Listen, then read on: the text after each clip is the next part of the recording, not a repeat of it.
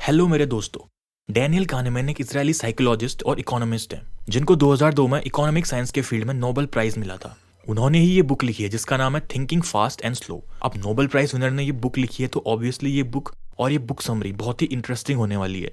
इस बुक में डैनियल ने मेन पॉइंट रखा है कि कैसे हमारे ब्रेन में दो सिस्टम्स होते हैं जो आपके बिहेवियर और एक्शन को कंट्रोल करने के लिए कॉन्स्टेंटली फाइट करते रहते हैं, जिससे आपकी मेमोरी, जजमेंट और डिसीजंस में एरर होने के चांसेस बढ़ जाते हैं। और डैनियल हमें इसे ठीक करने का रास्ता भी बताते हैं कि कहाँ पर आपको अपनी गट फीलिंग पर ट्रस्ट करना है और कहाँ पर नहीं करना है, और कैसे आपको माइंडफुली एक्ट करना है जिससे आप बेटर डिसीजंस ले पाएं और लाइफ में बिना किसी प्रॉब्लम के आगे बढ़ पाएं। तो बिना किसी देरी के सीधे जंप करते हैं थिंकिंग फास्ट एंड स्लो के लेसन नंबर 1 पर। आपका बिहेवियर आपके दिमाग के दो सिस्टम द्वारा डिटरमाइन होता है। एक को बोलते हैं ऑटोमेटिक और दूसरे को बोलते हैं कॉन्शियस। पहले हम Nobel prize winner Daniel kahneman द्वारा बताए गए सिस्टम नंबर 1 के बारे में बात करते हैं, जिसे उन्होंने नाम दिया है ऑटोमेटिक सिस्टम, जो कि ऑटोमेटिक और इम्पल्सिव है। जैसे आप कोई वेब सीरीज या मूवी ध्यान से देख रहे हो और सामने पॉपकॉर्न का एक बाउल रखा हुआ है, तो आपका हाथ ऑटोमेटिकली बाउल में चला जाता है और मूवी देखते देखते पॉपकॉर्न खाते रहते हो। ये चीज कंट्रोल करता है सिस्टम नंबर 1, जो कि ऑटोमेटिक और इम्पल्सिव होता है। ये सिस्टम 1 हमारे पास्ट पर निर्भर करता है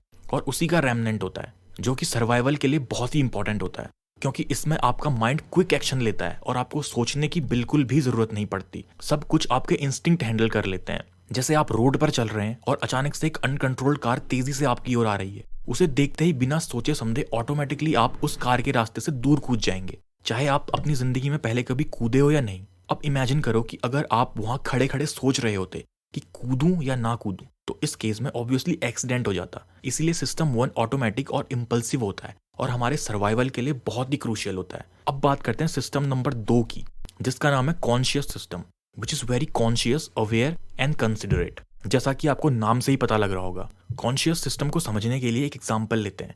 आप सालों बाद अपने बचपन के दोस्त से मिलने वाले हैं और आपको एक क्राउडेड जगह में उसे पहचानना है। आपने उसे बचपन में ही देखा था, आपको नहीं पता कि आज 15 साल बाद वो कैसा दिखता है, मोटा हो गया होगा या पतला हो गया होगा, हाइट कितनी बढ़ गई होगी, एक्सेट्रा। तो पहचानने के लिए आपको थोड़ा सा फोकस करना पड़ेगा जिससे आप रिकॉल कर सके कि वो बचपन में दिखता कैसा था। तो इस केस में आपका कॉन्शियस सिस्टम काम करने लगता है। आप किसी एग्जाम की तैयारी कर रहे हो या फिर अपने ऑफिस का काम कर रहे हो, आपका कॉन्शियस सिस्टम इस केस में एक्टिवेट रहता है।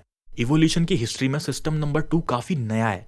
सिस्टम 1 यानी कि ऑटोमेटिक सिस्टम हम ह्यूमंस में बहुत ही पुराना है। कॉन्शियस सिस्टम कंपेरेटिवली हमारे ब्रेन में नया है, जिससे कुछ हजार साल ही हुए हैं। यही सिस्टम आज के मॉडर्न वर्ल्ड में आपको सक्सेस की ओर लेके जाता है, क्योंकि बस सर्वाइवल और खाना ढूंढना ही ह्यूमन का काम नहीं रहा। हमें पैसे कमाने होते हैं, घर बनाना होता है, पढ़ाई करनी पड़ती है, अपनी फैमिली को फाइनेंशियली और इमोशनली सपोर्ट करना होता है, और ये सब करने के लिए कॉम्प्लेक्स डिसीजंस लेने पड़ते हैं। बट अनफॉर्चुनेटली ये दोनों सिस्टम ऑटोमेटिकली काम नहीं करते और आपके डिसीजंस को कंट्रोल करने के लिए फाइट करते रहते हैं, जिससे वही एक सिस्टम आपके बिहेवियर को कंट्रोल कर सके। अब जब आप इन दोनों सिस्टम के बारे में समझ गए हैं, तो चलते हैं अपने दूसरे लेसन की ओर, जो है your brain is lazy and causes you to make intellectual errors. एक एग्जाम्पल से समझते हैं कि कैसे हमारे दिमाग में दोनों सिस्टम्स कॉन्फ्लिक्ट या फाइट करते हैं। एक बैट और बॉल की कीमत $1.10 है और बैट जो है वो बॉल से $1 महंगा है। तो बताओ कि बॉल की कीमत कितनी हुई। अगर आप इंस्टेंटली और बिना सोचे समझे इसका आंसर दोगे तो आंसर आपका होगा $0.10, जो कि गलत है। लेकिन 2 सेकंड के लिए आप इस क्वेश्चन को ध्यान से देखोगे तो बॉल की एक्चुअल कीमत है $0.05 और बैट की कीमत बॉल से $1 ज्यादा है, तो बैट की कीमत हुई $1.05, जिससे टोटल कीमत निकलेगी $1.10। Fascinating, right? अगर सिस्टम 1 यानी कि ऑटोमेटिक सिस्टम को थोड़ी सी टफ प्रॉब्लम मिल जाए तो ये कंफ्यूज हो जाता है और गलती करने लगता है। फिर ये सिस्टम 2 यानी कि कॉन्शियस सिस्टम को कॉल करता है, जो सोच समझ के सही आंसर सर्च करने लगता है। सिस्टम 1 को लगता है कि वो प्रॉब्लम को हैंडल कर सकता है, बट एक्चुअल में वो कर नहीं पाता और आपसे गलती हो जाती है। ऐसा होता क्यों है? डैनियल हमें बताते हैं कि हमारा दिमाग ऐसा अपनी एनर्जी को सेव करने के लिए करता है। इसीलिए ये हैबिट्स यानी कि आदतों को फॉर्म करता है, जिससे कि बिना सोचे समझे आप किसी काम को जल्दी कर पाए। कोई भी काम करने में हमारा ब्रेन कोशिश करता है कि कम से कम एनर्जी वेस्ट की जाए और कम से कम एनर्जी में ही वो काम हो जाए।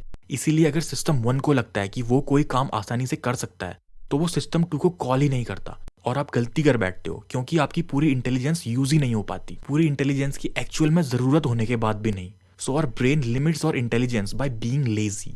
इसीलिए अपना इंट्यूशन यानी कि गट फीलिंग वहीं पे यूज करनी चाहिए जहां पे आपको डिसीजन का पूरा एक्सपीरियंस हो और आपने पहले भी सिमिलर डिसीजंस लिए हों। नहीं तो कोई भी डिसीजन लेने में पहले अपने सिस्टम 2 यानी कि कॉन्शियस सिस्टम को किक इन करने दें और उसके बाद ही डिसीजन लें। हमेशा बैट और बॉल की कीमत वाले एग्जाम्पल को अपने माइंड में रखें। दोस्तों, ये जो 2 पॉइंट्स मैंने अभी एक्सप्लेन किए हैं, इसी पर ये पूरी बुक टिकी हुई है। अगर आपको लगता है कि इस वीडियो को आपको दोबारा देखने की जरूरत है तो देख लीजिए। अपने ऑटोमेटिक सिस्टम के भरोसे मत बैठिए। और ऐसे ही स्ट्रेट फॉरवर्ड बुक समरीज को देखने के लिए बुक पंडित को सब्सक्राइब करें और वीडियो को लाइक और शेयर जरूर करें। Thank you so much for watching.